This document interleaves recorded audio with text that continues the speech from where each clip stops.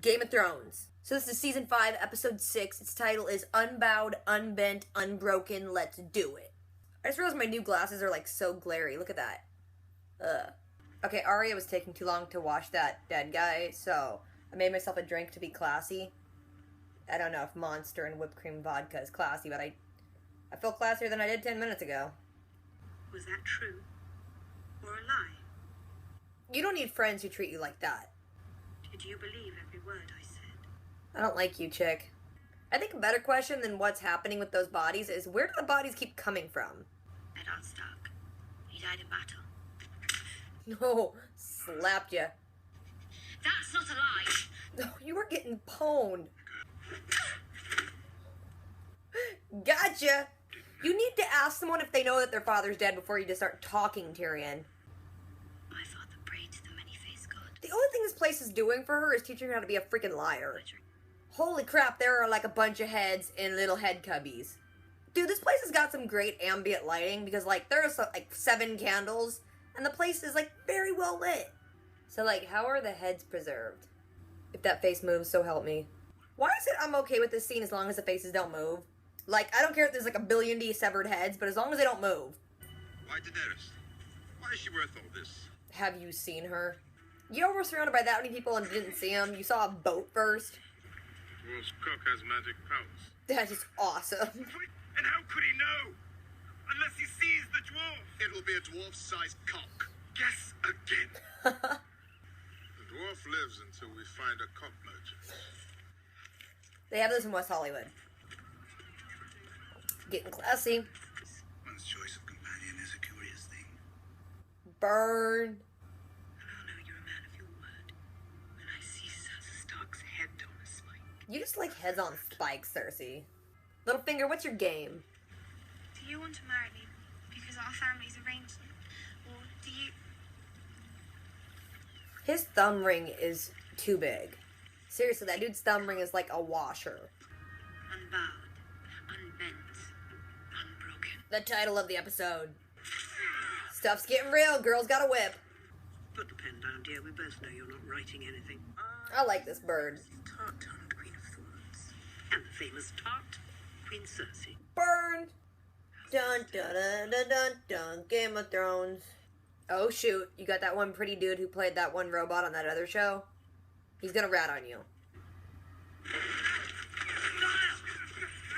To be fair, wouldn't like a squire possibly know about a birthmark? Like, maybe you helped him get dressed. Tommen! Tommen, do something! It's your wedding day. Why am I talking about such things? Cause you're crazy. And how long have you loved him, Miranda? Oh, called you out. You can dress up Reek, but he still looks like a dirty eunuch. These scenes, like, look pretty, but I hate when that, like, fake snow foam stuff just stays in their hair and on their skin. Will you take this man? I'd take Ramsay. He's pretty. I don't care if he's crazy. Nothing's hotter than a wedding night with a bed covered in animal pelts. Like, make babies on a bunch of dead animals. Why are you still a virgin? Because she hasn't had sex. Do you know how that works? Are you gonna try and do stuff with her when Reek's still in the room? Oh, no. Oh my gosh, are you gonna make Reek stay in the room? You stay here. Oh my gosh. You watch. That's effed up. I hate asking a second time. Oh my gosh, this is effed up on so many levels. I told you to watch. Oh my gosh, I heard online people were losing it about this scene, but dang. It's gonna get worse, isn't it? Oh no. That wasn't as graphic as I thought it would be, but it was more effed up than I thought it would be. Again, this is another episode where not like a whole lot of action-y stuff happened. It starts with Arya, and she's washing a body, and then when she's done, the people come and they take it in that other room, and she's like, I'm gonna go look in that room. She tries to open the door, and then that other chick comes in and is like, yeah, don't do that, just wash the freaking bodies. Arya's like, look, I want to know what's going on, tell me things, I want to play that game again, you know that game where you guys kept hitting me? I want to play that one again. She's asking a lot of questions. She asks that chick, like, who she is and where she came from, and the chick gives her this story that's like, she's from Westeros too, and like, the story about her family, and then at the end of it, she's like, did you believe it? And Arya's like, wait, what? The chick's like, did you believe every word I just said? And Arya's like, ah. So then she's like, just get back to work. And then they just bring in another body for her. Seriously, there are more important questions to ask. Where do these bodies keep coming from? And then it shows Arya sleeping, and that one guy that's like, I am a man. He shows up, and he's like, who are you? And she's like, Arya? He's asking her a lot of questions, and she's telling kind of like her life story, but then every now and then she like says small fibs, and he knows and just whips her. Then she says that she hated the Hound, and every time she says she hated him, he just keeps slapping the crap out of her. He tells her that she's lying to herself, and to him, and to the god, and she ain't ready yet. Then it shows Jorah and Tyrion, and Jorah's like sneakily looking at that weird part on his arm where he's getting that like dragon scale crap. So they both start talking, and Tyrion's like, yeah, I'm fleeing because, I killed my dad. And then he's like, your dad was good. And then he tells Jorah that his dad was dead, and Jorah didn't even freaking know that. Then it shows Arya, and she's just scrubbing that floor still. Some dude comes in with his little girl, and he's like, she's dying, she's in pain all the time, we kind of just want it to end. Arya goes over to the little girl and, like, kind of tells her this big lie about how she was dying once, and her dad brought her there, and they prayed to the many-faced god, and she drank out of this water, and she was healed. And she just gives this little girl some water that kills her, but, like, a man dude is watching, and he's just like, Then it shows Arya in that room where they wash the bodies, and she's standing over the little girl, and then that dude, many-faced man dude, he kind of looks at her and then walks through the door where they take the bodies, and so she just follows him. So they walk down some stairs, and then they get to this place, this like huge open place with all these columns, and in each column is like tons of little cubbies that have human heads in them. The guy's like, a girl is not ready to become no one, but she's maybe ready to become someone else. And then Arya's just standing there and like poking out a face. Then it cuts back to Tyrion and Jorah, and Tyrion's like, what is your plan, dude? Like, why are you taking me to her? Why do you serve Daenerys? Jorah's like, I was like you once. I had no faith in anything. And then I saw a girl walk into a fire with some eggs, and she came out with some freaking dragons, and now I have faith in things. As they're walking, they see this slave ship, and they're like, holy crap. So they try to hide, and then they look, and they're just like freaking surrounded by slave traders. Like, glance around every now and then. The slave traders are like, Jorah's strong-ish. We can make him be like a regular slave. But the dwarf is useless, let's just kill him. Then they're like, after we kill him, though, we're gonna cut off his penis, because dwarf penises are magical. Tyrion's like, whoa, don't kill me. If you just show up with, like, a dried penis, ain't no one gonna know it's from a dwarf, because my penis is not dwarf-sized. So the slave traders are like, okay, let's just keep him alive until we find someone that wants to buy his penis, and then cut it off and kill him. They're kind of like, where are you going and where are you taking us? And the guy mentions the fighting pits, and they're like, oh, well, Jorah's a super good fighter. Take us there. So they tell him, like, hey, take us to Slaver's Bay. That'll be great for both of us.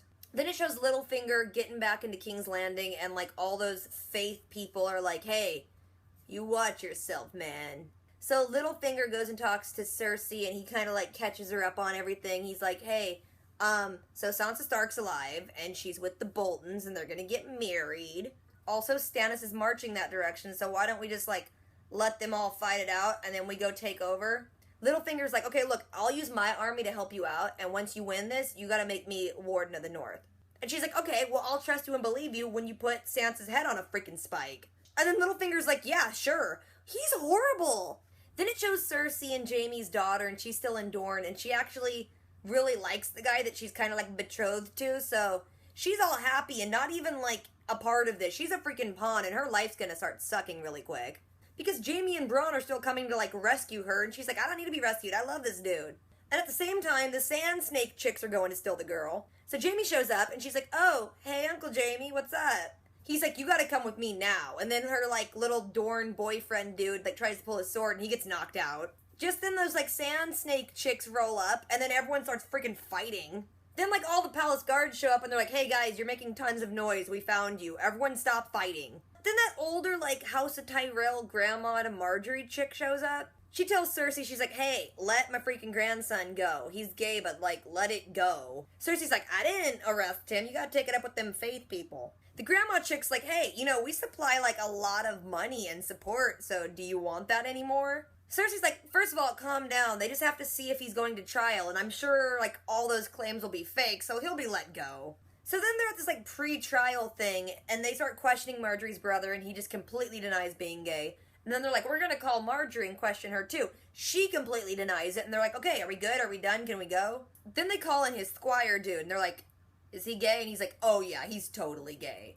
The squire starts talking about how they slept together, and even mentions a birthmark he has, and then he's like, yeah, it's not just me. A lot of people can tell you. He slept with a lot of people. Cersei tries to, like, sneakily save face, and she's like, this is an outrage. Why are you questioning these great people?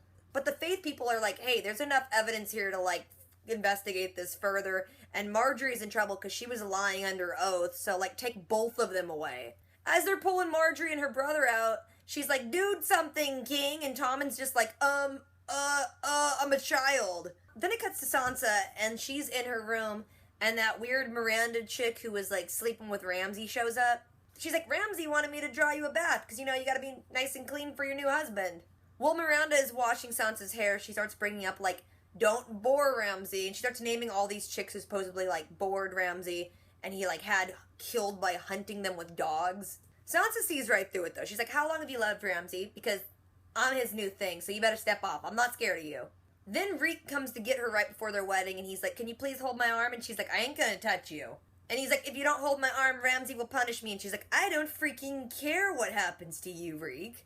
Then Reek walks her out into the woods. They have, like, a little marriage. And then afterwards, she's in her room with Ramsay and Reek standing at the door. Ramsay's like, so Sansa, my dad told me you're a virgin. Is that true?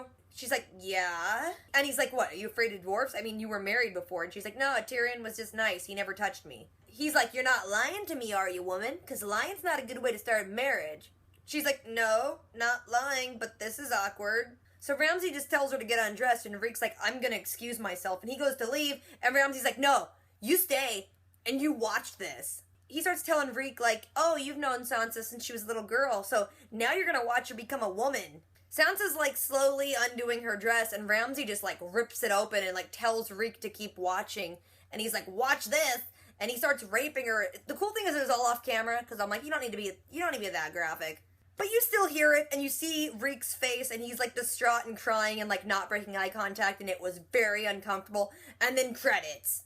Now, I'm gonna say something here. I heard when this originally aired that people were just losing their minds about a rape scene with Sansa. And yes, it was disturbing. Yeah, it's not cool by any stretch of the imagination. But it wasn't, like, super graphic. They didn't, like, stretch it out super long. And it was mostly just implied about how horrible he is. I mean, I don't want to be insensitive because I can totally understand how that scene would really upset some people, but that's the nature of the show. This show is horrible. It shows, like, the worst people on display doing the most horrible things. Sometimes it's sexual. That's just the way this world is. I mean, but it was an alright episode. I mean, it was, like I said, this show will do, like, a good half season of being really slow, and then some crazy stuff will happen, so I know some cool stuff's coming. It better be. And I'm going to keep watching. I hope you guys will keep watching. If there's anything I left out or forgot, didn't mention, drop a comment. If you guys just want to talk about it, let me know. Don't forget to do the things. Rate, comment, subscribe. I'll catch you guys later. Until next time.